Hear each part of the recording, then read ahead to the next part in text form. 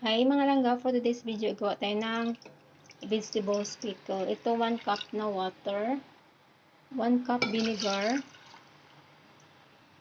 1 tablespoon salt, 1 tablespoon sugar, black peppercorn, at saka black peppercorn powder.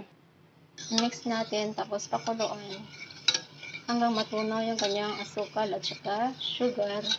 Asukal at saka asin pala. So, mayroon tayong vegetables dito na ni-ready. Cabbage, cucumber, at saka carrots. So, ilagay natin sa jar.